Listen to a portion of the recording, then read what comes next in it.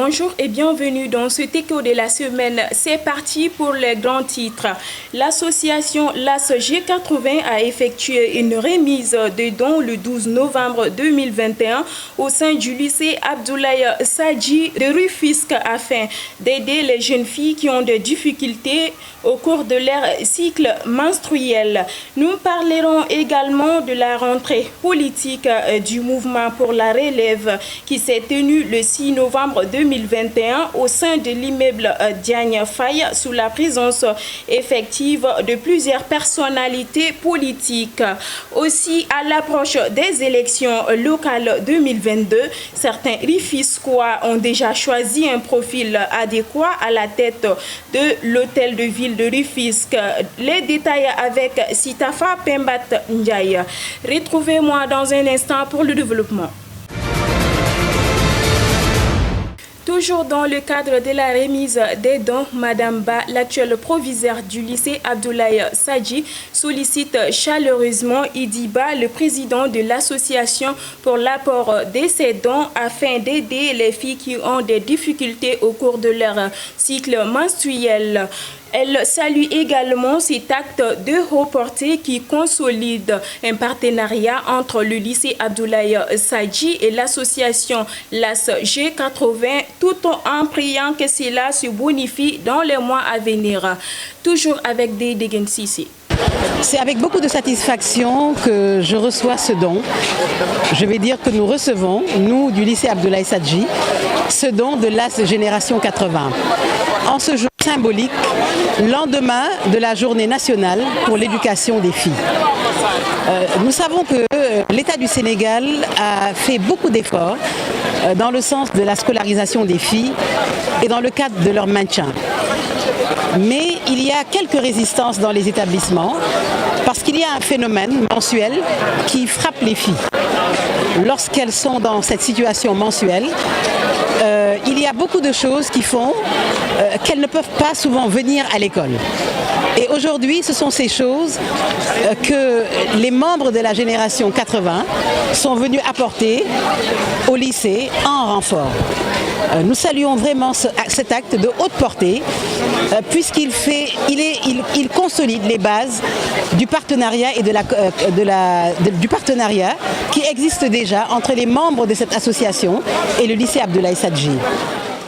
Je suis Rufisquois et président de l'association LAS G80. LAS G80, c'est les anciens de Sadji de la génération 80. Voilà, nous avons répondu à l'appel de la présidente de l'APE qui a toujours exprimé son désir de voir les filles de cette école-là être dotées en serviettes hygiéniques parce que ça constitue un problème et c'est un facteur d'échec chez ces filles-là annuellement. Donc nous avons pensé quand même qu'il fallait venir les appuyer en serviettes hygiéniques et c'est dans ce cadre-là qu'on est là aujourd'hui.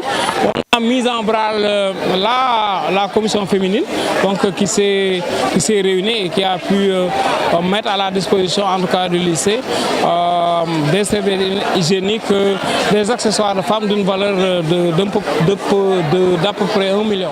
Le lancement de la rentrée politique du grand mouvement pour la relève s'est tenu le 6 novembre 2021 au sein de l'immeuble Diagne Faye de Rufisque sous la présence effective de Mohamed Sambou, président du mouvement, Mohamed Lamine Sow, président d'honneur, ainsi que tous les membres du mouvement.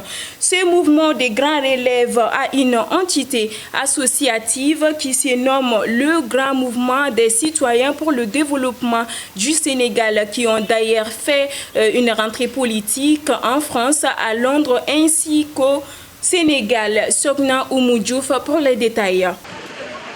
Permettez-moi de saluer les présidents du mouvement qui sont ici présents,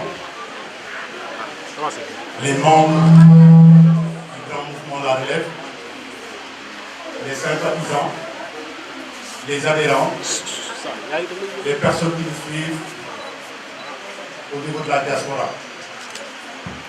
Je vais dire, c'est un honneur d'être parmi vous.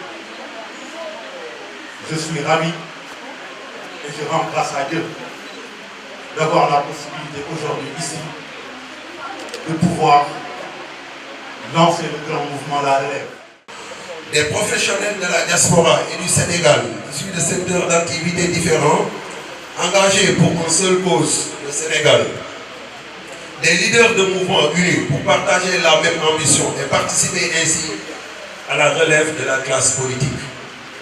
Pour demain, avec comme seul mot d'ordre, le concret. Qu'est-ce que nous voulons pour le pays? Nous voulons retrouver le bien-être, le goût du travail bien fait, l'émergence de notre pays, afin de faire de celui-ci un défi où chacun sera heureux d'y vivre. Formez-vous, armez-vous de science jusqu'aux dents et arrachez votre patrimoine culturel. Au soir du 23 janvier 2022, les Rufisquois sont contraints d'aller choisir un maire à la tête de l'hôtel-ville. Plusieurs coalitions sont en conquête de la dite hôtel, qui est le profil adéquat pour Rufisque-Ville. Pour plus de détails, écoutez les propos de certains Rufisquois au micro de Sitafa Pembat Ndiaye. J'ai eu à participer à beaucoup d'échéances électorales dans cette ville-là. Mais actuellement, à Rufisque, on ne sait plus qui est qui. Il n'y a plus, non pas de leader de préférence, non plus de leader à Rufisque. N'importe qui veut se présenter pour être maire, même sans un background aussi complet. On ne les connaît pas. Il y a les vendeurs de sable et tout qui veulent s'immiscer pour devenir maire de Rufisque. Ça, nous ne l'accepterons pas. Parce que Rufisque est une vieille ville de politique. Rufisque est la première capitale du Sénégal sur le plan économique. Mais Rufisque est en train de mourir de sa belle mort. Parce que tous ceux qui sont là, ils ne sont là que pour leurs propres intérêts. Nous, on les connaît. Mais ce n'est pas des leaders, ça. Ils n'ont pas la matière grise pour diriger Rufisque. Actuellement, qu'est-ce qu'ils font? Ils ne font que construire des cantines et consorts. Ça, nous n'avons pas besoin. Rufisque, il n'y a même plus d'aller pour aller se reposer. Tu n'as même plus là où aller. Tu n'as pas là. Rufisque est devenu une ville dortoir, une ville commerçante avec les trottoirs, les allées sont envahis par des commerçants, vendeurs de poissons, de légumes, de n'importe quoi. On ne sait plus à quoi ressemble cette ville. Maintenant, les politiciens qui sont là, tous ces candidats-là, il y en a tellement, mais ils n'ont pas le profil qu'il faut. Ça, il faut oser le dire. L'OMVS va célébrer ses 50 ans le 11 mars 2021. Mardi, dans son siège, l'OMVS a tenu une activité sur laquelle la structure a tenu son bilan sur ses 50 décennies, mais aussi elle annonce de la comité consultative des partenaires au développement. La sentence est tombée pour le PDG de Wari, Kabirou Mbodja, condamné à 2 ans de prison, dont 6 mois fermes. Il devra ensuite payer 5 milliards de francs CFA aux plaignants. Cette condamnation, c'est suite aux plaintes d'anciens actionnaires de Wari. Sur ce, Kabirou Mbodja indexe l'État du Sénégal de favoriser les entreprises étrangères au détriment de celles du local. Parlons à présent du sport. L'affaire Sixtape. Le mercredi, l'attaquant du Real Madrid, Karim Benzema, condamné à 1 an de prison avec sursis, une amende de 75 000 €, soit 48 750 000 francs CFA, par le tribunal correctionnel de Versailles. Cela intervient suite à l'affaire des Sixtape de Valbuena. 6 ans après l'ouverture de l'enquête, nous allons terminer à l'international. En Afghanistan, le nouveau pouvoir affiche sa volonté de lutter contre les consommateurs de drogue, un paradoxe dans un pays qui est le premier producteur mondial d'opium.